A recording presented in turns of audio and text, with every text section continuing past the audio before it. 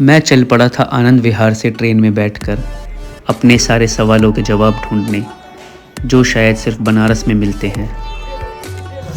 सुबह वाराणसी जंक्शन पर जैसे ही हम पहुंचे, हवा में हल्की सी ठंड थी और स्टेशन पर ऐसी भीड़ जैसे यहाँ लोग सोते ही नहीं। यहाँ से निकले और बनारस की पहली पहचान मिली, एक कुल्हड़ चाय। होटल में चेक इन के बाद हम निकल पड़े थे काशी के कोतवाल काल भैरव के दर्शन करने। कहा जाता है काशी विश्वनाथ इस नगरी के राजा हैं और काल भैरव कोतवाल, जिनकी अनुमति के बिना काशी में कुछ भी संपन्न नहीं होता। बनारस को गलियों का शहर कहा जाता है। यहाँ रास्ते पतले होते हैं और मंजिल हमेशा गहरी। उन्हीं गलियों से चलकर हम काल भैरव मंदिर तक पहुँच गए। वीकेंड पर आपको दर्शन करने में 3 से 4 घंटे का समय लग सकता है, इसलिए बेटर रहेगा जितना जल्दी आप सुबह दर्शन के लिए निकलें उतनी ही कम लाइन आपको मिलेगी। आइए तो चलते हैं काल भैरव के दर्शन करने।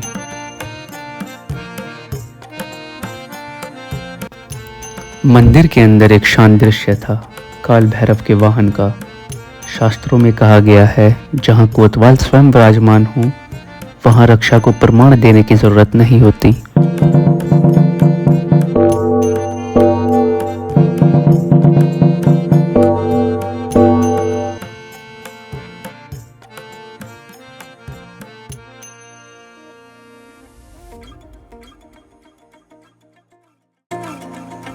मंदिर की शांति के बाद तंग गलियों से होते हुए हम बनारस के रंग बिरंगे बाजार तक पहुंच गए।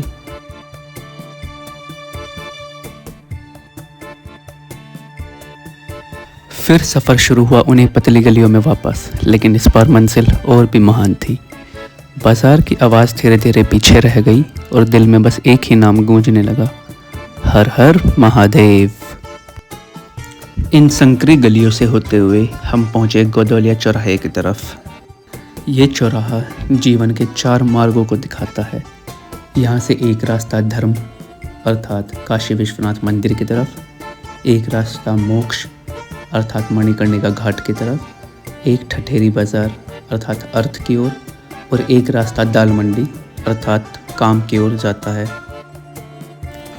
अब हम भी चल पड़े थे बनारस के बाजार से काशी विश्वनाथ मंदिर की तरफ। भीड़ ज़्यादा होने के कारण मंदिर ट्रस्ट की तरफ से बैनर्स लगे हुए थे जिसमें लिखा था कि कुछ खा पी कर ही लाइन में लगें। गेट नंबर 4 के पास Shri Kashi Vishwanath temple trust help centre है, जहां से आप सुगम दर्शन, रुद्राभिषेक या आरती के लिए जानकारी प्राप्त कर सकते हैं और बुक कर सकते हैं। फिर हम चल पड़ते हैं काशी विश्वनाथ कॉरिडोर की तरफ। मंदिर प्रांगण में पहुंचते ही बाहर से ही शिखर दर्शन होने लगते हैं और यहीं से दर्शन की शुरुआत हो जाती है।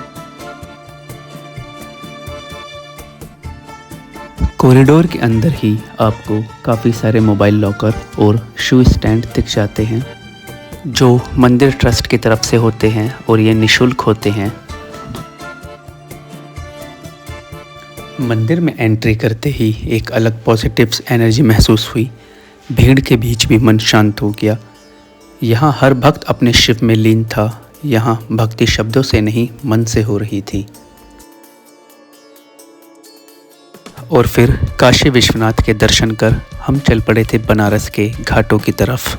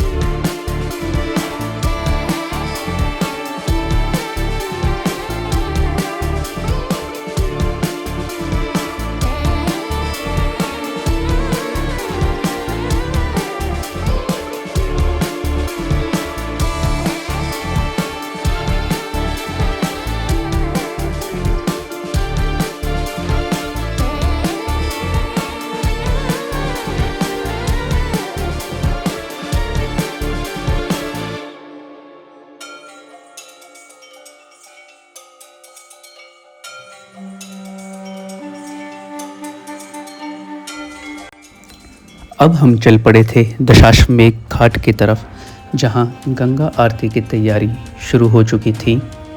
वैसे तो गंगा आरती शाम 6:30 बजे होती है, पर यहाँ लोग दोपहर में ही आकर बैठ जाते हैं, क्योंकि शाम में इतनी भीड़ होती है कि पैर रखने की जगह भी नहीं मिल पाती। आप बोट में बैठकर भी गंगा आरती का आनंद ले सकते हैं। वो आपसे 100-200 अकॉर्डिंगली चार्ज करेंगे और आपको बोट में बिठा देते हैं, जिससे आप सामने से गंगा आरती का आनंद ले सकते हैं। गंगा आरती की तैयारियां पूरी हो चुकी हैं, तो आइए आप भी आनंद लीजिए गंगा आरती का।